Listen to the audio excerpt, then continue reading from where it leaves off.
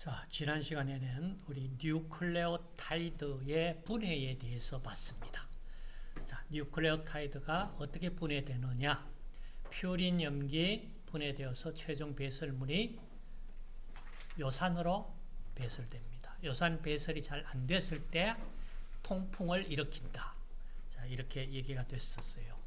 자, 그러면 뉴클레오타이드 이번 시간에는 합성이 어떻게 되느냐? 자, 합성이 퓨린 염기가 합성이 어떻게 되느냐, 피리미딘 염기가 어떻게 합성이 되느냐. 자, 이 부분을 살펴보도록 합시다. 자, 우선 퓨린의 신생 합성 경로. 자, 퓨린 고리 구조가 이렇게 되어 있습니다. 육각고리에 오각고리 결합되어 있는 이 형태입니다. 자, 여기에 번호를 매기라고 그랬어요. 자, 번호 어떻게 매길 것이냐? 자, 지금 보시니까 육각고리, 오각고리, 그러니까 오각고리가 우측에 와 있어요. 그래서 원래 우측에 큰 고리가 위치하도록 해놓고 번호를 매길 때 시계 방향으로 돌립니다. 근데 지금 이거는 거꾸로 되어 있죠. 그렇기 때문에 자, 이거는 반시계 방향으로 돌아갑니다. 그래서 자, 여기에 질소가 1번입니다. 자, 1번 질소, 2번, 3번, 4번, 5번, 6번, 6번에 6번, 그리고 건너뛰어서 여기가 7번, 8번, 9번. 자, 이게 9번 위치에 질소에 이제 다른 오각, 그러니까 오탄당과 결합이 됩니다. 9번 위치. 자, 번호를 매겨서 여기에서 각각의 탄소, 질소들이 어디에서부터 출발했느냐, 어디서부터 어떤 물질에서 유래되었느냐, 이걸 이제 합성을 통해서 어디에서 왔다는 걸 알아보려고 해요. 그런데 복잡해. 자, 복잡하니까 자, 만들어졌는 것을 자, 합성하는 과정이 지금 보면 이렇게 복잡해요. 보입니까? 굉장히 복잡하죠? 자, 퓨린 뉴클레오타이드 합성 경로. 자, 최종 이제 합성이 어디서부터 지금 보시면은 자, 이노신산이 합성됐어요. 이노신산이 자, 이노신산의 이 퓨린 염기 이 고리가 어디에서 유래되었느냐, 그 과정이 이제 이렇게 복잡한 과정을 쭉 거쳐가지고 갑니다. 자, 가면서 여기에 나오는 게 글루타민 또 나오고, 그렇죠? 글라이신 또 나오고, 글루타민 또 나오고, ATP 필요하고, 쭉 가서 최종적으로 자, 아스파르트 혹은 아스파트산 이렇게 표현되어 있는 경우도 있을 거예요.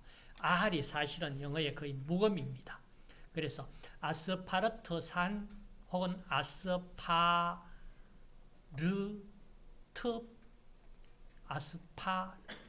빼고 아스파트산이라고도 이름이 나오면은 동일한 물질이다 보시고, 최종적으로 자, 이노신산이 만들어졌는데 이 퓨린 고리, 자, 무엇이 만들어졌느냐, 어디에서 들어갔느냐, 자, 이게 최종적으로 우리가 표현했는 게 이겁니다. 복잡하죠?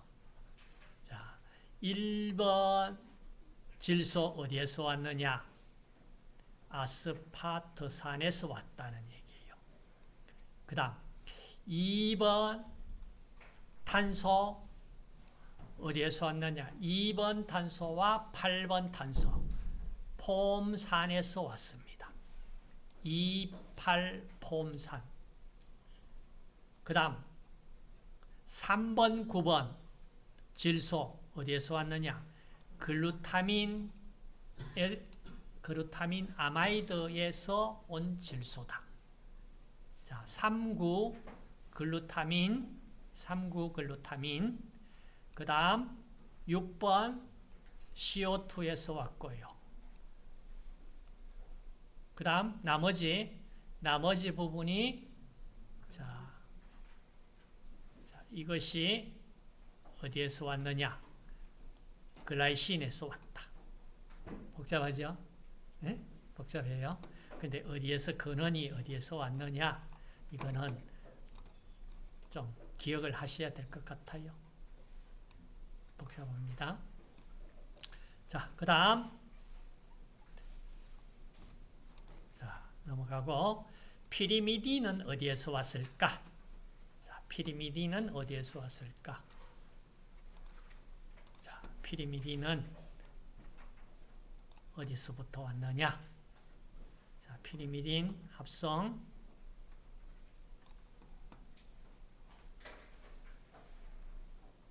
여기가 잘려졌구나.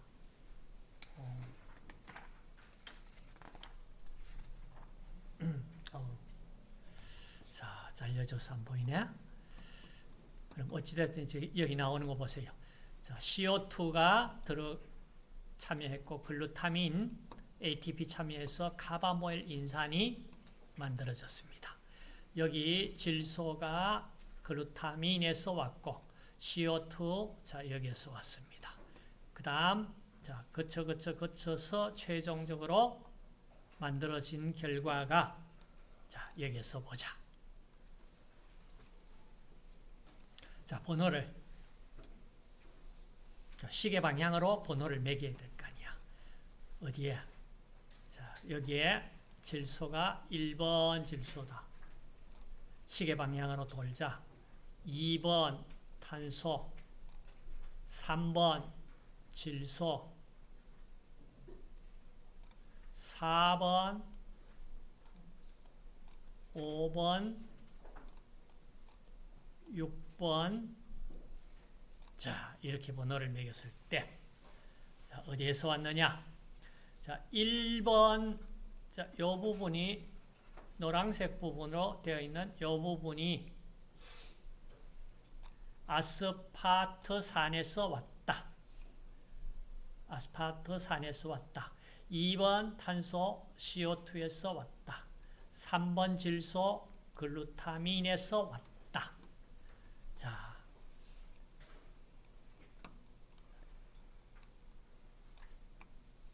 결론적으로 합성은 이와 같이 합성 과정을 통해서 자, 피리미딘 염기 만들어졌다. 자, 기억 좀 합시다. 그 다음 나오는 것이 자, 이 부분은 뭐냐 하면은 우리가 암이 몸에서 발생됐다. 그러면은 항암제로 쓰는 물질에 대한 설명입니다. 자, 암세포가 증식을 해 나가는 과정에서 이와 같이 항암제 작용하는 이 부위를 한 예를 지금 들었는 거예요. 자, 항암제 작용 부위가 자, 이 물질이 자, 우라실 모노포스페이트입니다. 이게 우라실 모노포스페이트가 티민 모노포스페이트가 만들어지는 자, 이 과정에서 자, 이 항암제가 자, 이 과정을 억제를 시켜 가지고 암세포를 갖다가 더 성장 못하게 막을 수 있는 항암제가 있다. 그리고 여기도 지금 항암제가 하나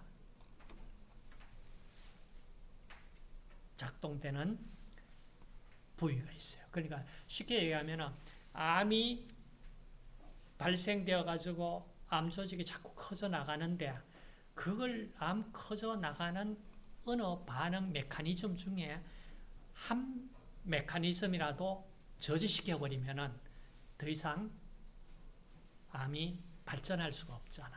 그래서 항암제를, 자, 이 두 개 항암제가 이 메커니즘에서 항암 역할을 한다. 그런 걸 이제 보여줬는 거예요. 자, 그래서 보시고, 그 다음, 자, 신경 전달 물질, 여러 가지 물질들이 나옵니다. 자, 우리가 익히 잘 알고 있는 물질들입니다. 뭐, 도파민, 노르에피네프린, 에피네프린, 자, 이게 우리가 카테콜아민이라고 부르는 생체 아민 물질입니다. 자, 노르에피네프린 어떤 물질이냐? 교감신경계 전달, 신경 전달 작용을 하는 물질이잖아. 부신, 수질, 크로마핀 세포에 있는 타이로신으로부터 합성되는 호르몬입니다. 타이로신, 티로신으로부터 자, 합성되는 물질이다. 그 다음 노르에피네프린, 에피네프린, 자, 이런 것들 신경 전달 물질인데 어떻게 만들어지느냐? 자, 그걸 잠시 이제 자, 보자. 자, 신경 전달 물질 중에 또 여기도 세로토닌. 자, 우리 세로토닌 뇌 시상 하부에서 분비되는 신경 전달 물질이고 섭식을 저해하는 중추신경계 다양한 세포에서 발견되고 있어요. 세로토닌은 기분을 업, 체온 조절, 뭐 고통 인식, 수면 등에 영향을 주는 물질이다. 행복 호르몬이라고 일명 얘기를 하죠. 그죠? 자, 이런 것들이 어떻게 만들어지느냐? 자, 이걸 예를 들었습니다. 자, 신경 전달 물질에 보시면은 이와 같이 에피네프린, 노르에피네프린, 도파민, 그 다음 세로토닌, 자, 이런 물질들, 자, 이런 물질들이 어떻게 만들어지느냐, 합성되느냐, 자, 타이로신, 자, 티로신으로부터, 자, 티로신, CH2, 벤젠 링 있고, OH, 알코올, 그러니까 페닐기죠. 그죠? 페닐기를 가지고 있는 이 물질 티로신입니다. 자, 티로신으로부터 자, 그다음 만들어지는 게 도파. 여러분 도파민 그럴 때 그 도파민 만들어지기 전 단계의 도파라는 물질로 변환되고 나서 자, 도파가 뭐냐 하면 타이로신에서 여기에 벤젠린 고리에 알코올기가 하나 더 이제 첨가되어 있는 형태입니다. 그래서 티로신 수산화 효소에 의해 가지고 도파가 형성되고 도파가 이제 여기에 CO2 탈탄산 반응 그러니까 탈카복실과 카복실기가 떨어져 나가면서 이제 도파민이 됩니다. 도파민. 도파민이 만들어지고 도파민 베타 수산화 효소에 의해 가지고 여기에 OH 알코올기가 결합된 노르에피네프린이 만들어집니다. 그다음 노르에피네프린에서 이제 에피네프린이 만들어져요.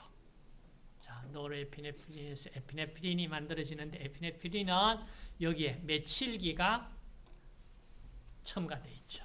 그죠? 노르에피네프린에 메칠기가 여기에 메칠기가 치환이 아니고 부과되어 있는 첨가되어 있는 자, 이 물질입니다. 그래서 최종적으로 어디에서 티로신으로부터 출발해서 도파민이 만들어지고 노르에피네프린이 만들어지고 에피네프린으로 변환된다.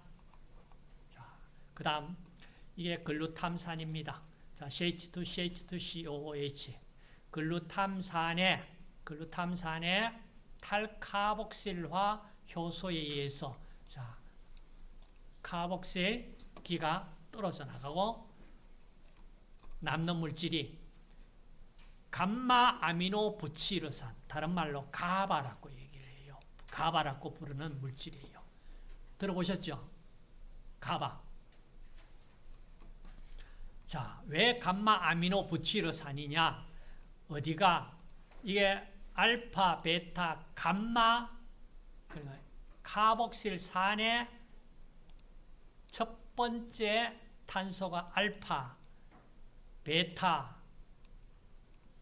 감마 이렇게 얘기를 하잖아. 그죠? 그래서 감마 아미노 부치르산이다 이런 뜻이에요. 부치르산. 그러니까 CH2, CH2, CH2, COOH가 메탄, 에탄, 프로판, 부탄 오익 애시드. 부탄산이에요. 그래 부치르산이에요. 거기에 감마 위치에 아미노기가 결합되어 있다. 이런 형태로 가바라고 이름을 부르는 자, 가바가 어디에서 만들어지느냐? 그루탐산에서 만들어진다. 그 다음 세로토닌이 어디에서 만들어지느냐? 자, 트립토판에서 만들어집니다. 5하이드록시 트립토판으로 변환되고 나서 그 다음 탈카복실화 효소에 의해서 이 부분이 제거되고 세로토닌이 만들어집니다. 세로토닌. 그 다음 히스티딘에서 히스타민, 그러니까 탈카복실화 되면은 히스티딘, 티로신에서 탈카복실화 일어나면 티라민, 히스티딘에서 히스타민, 그 다음 알기닌에서 산화질소, 질소산화물 NO가 만들어집니다. 알기닌에서 하이드록시 알기닌을 거쳐서 NO, 산화질소가 만들어집니다. 그리고 시트루린으로 바뀌어요. 자, 산화질소, 지금 얘기하는 이런 것들이 어떤 역할을 하느냐? 아주 굉장히 중요한 역할을 합니다. 자, 보이죠? 신경전달 물질에 여러 가지 우리가 물질 봤습니다. 도파민, 노르에피네프린, 에피네프린, 어디 티로신으로부터 합성됐다. 봤었고요. 도파민, 그 다음 감마부치르 아미노산, 감마 아미노 부치르산은 중추신경계에서 억제성 신경전달 물질이다. 중추신경계에서의 억제성 신경전달 물질. 그 다음 세로토닌, 히스타민 주로 엘러지, 염증 반응 관계됩니다. 그 다음 위산분비 자극, 내부에서 신경전달을 중재하는 화학적 전령으로도 작동이 되고요. 자, PLP를 조효소로 필요하는 히스티딘 탈카복실화 효소에 의해서 히스티딘의 탈카복실화 반응에 의해서 히스타민이 만들어졌다. 그 다음 나오는 것이 일산화질소 NO 역할 많습니다. 신경전달 물질이고요. 혈관 확장, 혈소판 응집 저해 및 대식세포, 살균 등의 중요한 역할을 합니다. 자, 중요한 역할을 하고 있는 광범위한 생리적 매개 물질이다. 자, 혈관 확장이 되면 어때요? 피가 잘 통하겠죠? 그죠? 혈관 확장되면 좋은 현상 많이 나오죠. 물론 너무 확장되어 버리면 혈압이 확 떨어질 수도 있겠죠. 그죠? 자, 그래서 일산화질소 NO는 NO 합성 효소에 의해서 촉매되는 NADPH 의존성 반응에 의해 어디로부터? 아르기닌으로부터 합성된다. 아르기닌. 자, 기억 좀 하시고. 그 다음, 헤모글로빈, 이거 햄 분해에 대해서 나옵니다. 자, 헤모글로빈, 여기에 보시면은 이 오각고리가 보이죠. 자, 이 오각고리를 이와 같이 오각고리 보입니까? 육각고리 아니고 오각고리죠. 여기 1번에 질소가 결합되어 있고, 자, 이 오각고리가 이렇게 둘, 셋, 네 개 한 세트로 이루어 가지고, 자, 이렇게 연결되어 있는 이걸 우리가 포피린 구조라고 이름을 부릅니다. 자, 헤모글로빈이 이와 같은 구조를 가지고 있습니다. 자, 그래서 자, 헤모글로빈이 만약에 자, 헤모글로빈이 이제 분해가 되면은 최종적으로 어떻게 자, 헤모글로빈 햄 구조를 가진 물질이 자, 빌리버딘이 되고요. 자, 빌리버딘 환원 효소에 의해 가서 빌리루빈이 만들어집니다. 자, 빌리버딘에 여기 이중결합 CH에 수소가 첨가돼서 결국에는 CH2 자, 이와 같이 빌리루빈이 만들어집니다. 자, 이 빌리루빈은 이제 알부민하고 복합체 형성해 가지고 혈액을 타고 간으로 옵니다. 자, 빌리루빈이 빨리 분해돼 가지고 처리가 안 된다면은 우리 몸속에 남아 있다면은 황달이 나타납니다. 황달. 그래서 자, 간에 온 빌리루빈은 이렇게 빌리루빈 자, 이 중간 산물 거쳐 가지고 결국에는 나중에 담즙으로 이제 다시 활용이 됩니다. 그리고 만약에 담즙으로 활용되지 못한다면은 우리가 다시 이걸 만들어서 합성을 한다고 그러면은 굉장히 많은 에너지뿐만 아니라 사실 이거 만든다는 게 여러분 우리 몸에서는요 항상 무조건 폐기하는 게 아니잖아요. 다시 재활용해 쓸 수 있는 물질들은 최대한 재활용을 합니다.